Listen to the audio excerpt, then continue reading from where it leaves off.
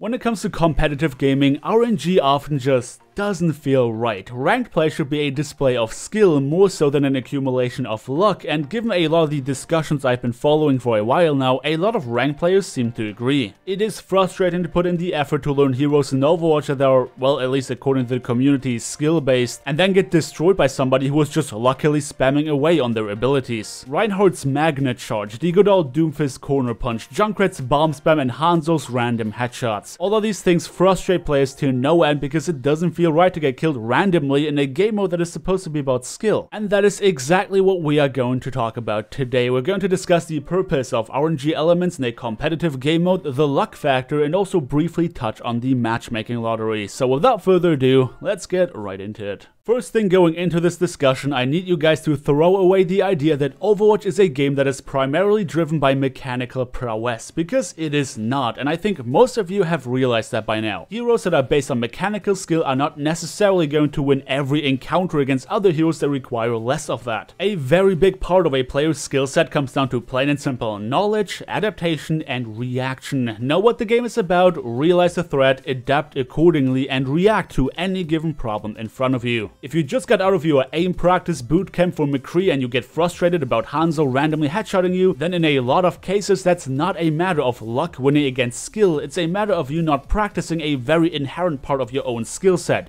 Game sense. The knowledge to tell that running out in the open as a character that has no mobility is a stupid idea. Not getting yourself into situations where these characters that are based on less reliable damage can increase their odds. Don't use a doorframe to peek Hanzo because odds are that his scatter shot is going to annihilate you. Don't try to push a Junkrat through a tight corridor because he's going to blow up your entire team. Turn up your volume so you can hear Doomfist before he makes you part of the wall decor. Much in the same way that RNG is an inherent part of trading card games where you simply can't know which card you're going to draw next in a lot of circumstances, it's about increasing your odds. This skill starts at the deck creation where you need to manipulate your odds in a way that has you draw useful cards as frequently as possible, and also the knowledge to be aware of which cards are left in your deck at any given point throughout the match. In much the same way, these so-called luck-based characters try to increase their odds of successfully distributing damage by using the map to their advantage, taking control of high ground positions, trying to push your team on an advantage and taking advantage of your team misplaying, and so on. There is very deliberate purpose in a hero like Junkrat who, for all intents and purposes, functions like a breaker. Junkrat has been given a very high potential DPS output with the downside of not being able to distribute that damage reliably. If you took his damage output and gave it to a character who can distribute it more reliably, like McCree or Soldier 76 for example, just for the purpose of evening out the playing field or having them function as breakers, that would obviously make them completely broken. That means he's going to be very effective against targets he's supposed to be countering, which largely comes down to easy to hit tanks and their shields. They are not supposed to be countering the same targets. They may have been given less DPS, but what they can use to their advantage is pinpoint accuracy, and that in the right hands is an incredibly powerful tool. Treating this matchup purely as RNG versus skill is simply wrong. Both of these players try to increase their odds of being effective assets to their teams by playing to their own advantages. If you as a Junkrat run out in the open, you're playing into the cards of that soldier player on high ground, and odds are that he will blow you up in no time. If you push a Junkrat through a tight pathway, then you're giving him all the chances in the world to blow you up. While I can confidently stand behind the purpose of Junkrat as a hero in Overwatch, I sadly can't say the same thing about Hanzo, and this is where your input is requested. I went out of my way to try and find an excuse for Hanzo's existence in Overwatch, as I personally really enjoy playing him, but I just can't find a place for him. He's a projectile-based sniper, which makes him about as cheesy as it gets when it comes to peeking corners, and he was also given a breaker ability with his scatter arrow. It just seems like he's in the game for the heck of it. I mean, to be fair, not everything needs to have a competitive purpose, but hey, maybe you can come up with something that I did not think of. But for now, let's move on in our discussion and talk about luck, because even when you did everything in your power to maximize your odds, you can still get destroyed by somebody who was just lucky, and that is obviously frustrating. And this is where the RNG has no place in the competitive game mode argument holds very much true, but it has more to do with the netcode in relation to hitboxes. When a Reinhardt charges into your team and you try to increase your odds of not getting pinned by splitting, then it should not be a coin toss that decides whether or not you're still getting pinned because of a hitbox that you could not have possibly predicted, for it is entirely ridiculous in size. Now obviously the problem is that we're never going to get rid of every last bit of luck. That is simply not possible. I mean, even in other games, when you throw a grenade at somebody, there's often a degree of luck involved. While very experienced players obviously throw every grenade with very deliberate intent, it would be silly to claim that the average Joe never gets grenade kills by sheer luck after just tossing it in there willy-nilly. And that's why we shouldn't factor pro players into the equation, because in the hands of an extremely skilled player, even heroes like Junkrat and Hanzo, which are labeled as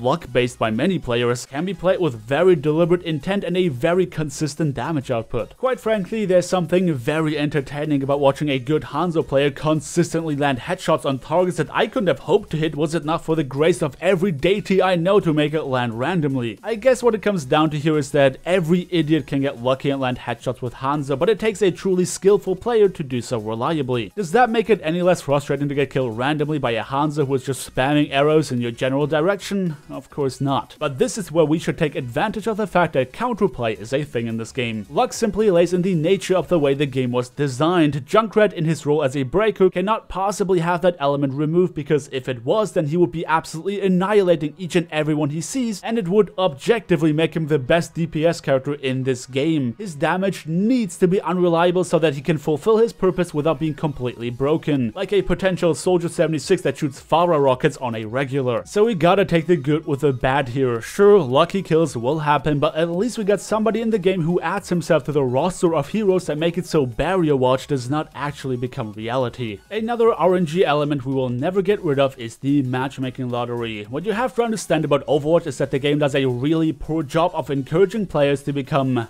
well, actually skillful participants in a competitive environment. With the way our ladder was designed, most of the time it's enough for us as players to only be really good at a handful of heroes. Some of that may even share skill sets amongst each other, and based on that alone we can rank up quite reliably. That creates an environment where even if the game puts together a group of solo queuers into a favorable 2 tank mains, 2 support mains, and 2 DPS mains kind of fashion, it is still possible that the heroes that your enemies are good at counter those that your team is good at, which makes winning right out of the gate a lot more difficult. Naturally, we do everything in our power to win a match. We try to compensate for our lack of mechanical prowess by superior communication and team play, better ult economy, and any other means we can think of. And that sometimes works better than other times. At the end of the day, it will still always be in the hands of the matchmaking lottery to decide whether or not our DPS player is a toxic Torbjorn one-trick, whether or not our support main can play anything other than Mercy, and whether or not our Reinhardt knows that he should not always be using his charge off of cooldown. Naturally, statistics don't always tell us the whole story. Despite popular belief, there is no way for you to tell whether or not you're going to lose a match right out of the gate. The enemies might have someone on their team who was triggered by the last match, dragging down team morale as a whole and ruining their coordination by destroying any chance for proper communication. Maybe one of your 3 tank mates has an ult account where he plays DPS only, and they're actually really good on a hero that you can benefit off, and that is not displayed on his main account. There are a lot of factors to take into consideration, so giving up from the very start is literally always a dumb idea. But truth of the matter is that I have never played a competitive game that made it as difficult for me to win based on my own skill as in Overwatch. The game was simply built with the idea of team play being the be-all and end-all, and that is something we have to accept even when we're used to carrying ourselves to victory in other games. Whether or not we like it, we cannot escape the matchmaking lottery. But this is me done for the days. I talk about the relation of skill, luck, and RNGs in the competitive game mode of Overwatch. I'd like to apologize for the lack of ranked gameplay used to accompany this video. I've been struggling with 2 messed up wrists as of recently, and as you can probably imagine, that makes writing scripts and editing videos annoying enough as is. But playing Overwatch on heroes that aren't like Reinhardt or Mercy has been a real struggle for me, hence me avoiding to play altogether and just leeching off of my backlog of recorded footage. I'm hoping to get back into it as soon as possible, but let me just throw in this quick plug at the end of this video. Twitch currently has their September promotion running, which means that for anyone who has never subscribed to me on Twitch, you can now save 50% on your your first subscription. That means you can get a tier 1 sub for $2.50, a king sub for $5, and a god sub for $12.50. I definitely want to give streaming another shot in the next couple weeks to see how my wrists feel about it, so if you do decide to support me by subscribing today, you will still be able to share your subscription with me and the chat room in time to be celebrated accordingly next time I go live. Alternatively, if you don't use Twitch but you still want to support the garbage content I put out every other day, YouTube has just launched their sponsorship program, which is effectively the same thing as subscribing on Twitch, just that I get a better cut off of YouTube. You can sponsor my channel for $5 a month by using YouTube Gaming. The sponsorship button can be found right next to the regular old subscription button. You can find the link down in the description below. I just want to take a second here and thank everybody who's been supporting me thus far. My live streams on Twitch might not be massive in viewers, but everyone who's hanging out on a regular makes it a really relaxing experience for me, and you guys have been very generous in your monetary support to me as well. It is thanks to all of you that I can dedicate myself to making videos for my channel every other day, and I really appreciate that. Thank you so much. So yeah, you can find all of my sellout links down in the description below, and feel free to join the Sellout Nation on Twitch as well if you want. If you've been watching the entire video up until this very point, let me know by leaving a hashtag SelloutNation down in the comment section below. Thank you all once again for watching. Don't forget to drop me a like on your way out if you enjoyed the video, subscribe if you want to see more, and I hope to see you all next time.